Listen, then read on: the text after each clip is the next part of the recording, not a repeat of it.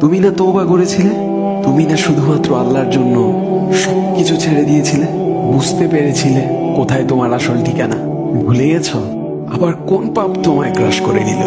তুমি তো সেই যে নিজের পাপের প্রতি অনুতপ্ত হয়ে সিজদায় পড়ে অঝরে কেঁদেছিলে। তাহলে আবার কেন দুনিয়ার ধোঁকায় পড়ে গেলে? কেন ভুলে গেলে কোথায় তোমার আসল গন্তব্য? তুমি কি হার মেনে নিয়েছো নফসের কাছে? তুমি এত দুর্বল, ভুলে গেছো তুমি কার বান্দা? কে তোমার রব? তোমার রব তো সর্বশক্তিমান। সর্বশক্তিমানের বান্দা আবার কখনো দুর্বল হয় নাকি? মৃত্যু পর্যন্ত লড়ে যাও তুমি। শয়তানকে দেখিয়ে দাও তোমার ইমানের পাওয়ার। শয়তানের ধোকায় পড়ে অনেক পাপ করে ফেলেছো, তাই নিরাশ হয়ে গেছো তুমি, তাই না? তুমি কি জানো না তোমার রব কতটা মহান? তিনি তো তোমাকে ক্ষমা করার জন্য অপেক্ষা করছেন। তাই ফিরে আসো সেই রবের দুয়ারে, যার দুয়ার কখনো বন্ধ হয় না। ভিডিওটি ভালো লাগলে একটি শেয়ার করে দিবেন। হয়তো